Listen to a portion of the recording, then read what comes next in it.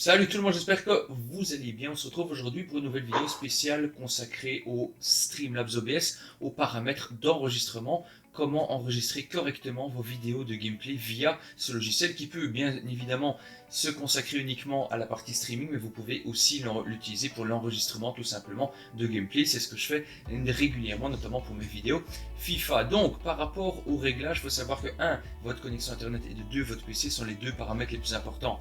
En fonction de si oui ou non vous avez une énorme connexion internet ou un énorme PC très cher, très performant, vous pourrez augmenter le niveau de détail dans les paramètres.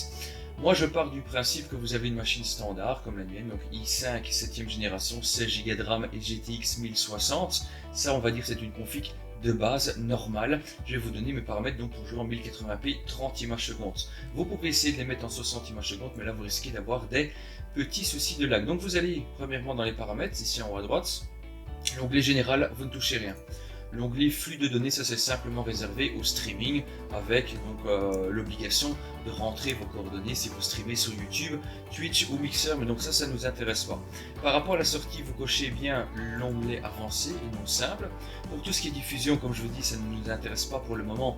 J'en ferai une vidéo pour la partie réglage par rapport au streaming. Par rapport donc à la partie enregistrement ici, c'est vraiment ça qui nous intéresse. Premier, le type, vous sélectionnez la norme.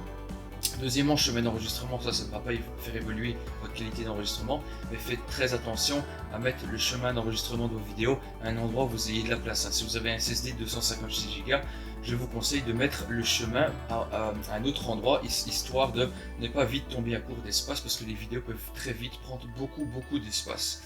Générer le nom des fichiers sans espace, vous laissez cocher. Format d'enregistrement, j'ai mis MP4 parce que c'est le plus courant et le moins gourmand en poids pour extraire une vidéo du logiciel. Audio track, vous laissez 1. Enregistrement NVENC, donc ça c'est le paramètre à choisir si vous avez une bonne carte graphique. Sinon, vous allez choisir par défaut le AX264 qui va faire en sorte que votre logiciel, que votre processeur soit utilisé au maximum et non la carte graphique. Dans mon cas, j'ai préféré laisser tourner la carte graphique en priorité. Le rescale output, vous laissez cocher. Alors, la solution de sortie, la résolution de sortie, forcément, vous allez laisser 1080p. Vous pouvez également descendre. Forcément, en plus vous allez monter ou descendre, au plus vous allez avoir du mal à avoir une image fluide et de qualité.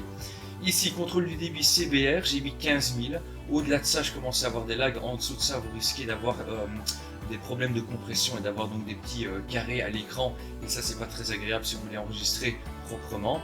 Intervalle d'image clé, j'ai laissé 2. Pré-réglage, j'ai laissé Blu-ray. Profil, j'ai mis haut, niveau, j'ai mis auto. Alors, utiliser l'encollage double passe, j'ai sélectionné la case. GPU 0, biframe 2. Et pour la partie audio, là, ce n'est vraiment pas utile, intéressant, vous laissez par défaut.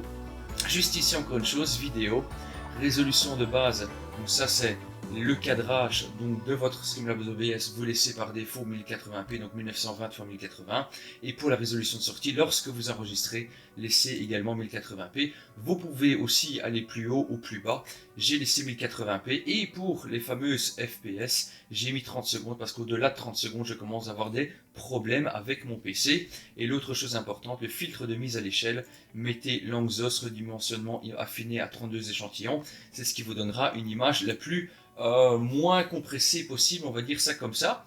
Donc ce que ça donne au niveau enregistrement, testez, dites-moi si ça fonctionne, dites-moi si chez vous c'est parfaitement fluide et de qualité, sinon je peux vous aider peut-être via les commentaires à augmenter, à baisser les paramètres pour que ça fonctionne au mieux chez vous. En tout cas chez moi, ça me permet d'enregistrer correctement une image en 1080p 30 images secondes sans lag, sans problème, sans aucun souci au niveau fluidité, au niveau qualité d'image. Voilà, j'espère comme d'habitude que la vidéo vous a été utile. Si vous avez aimé, les petits pouces également.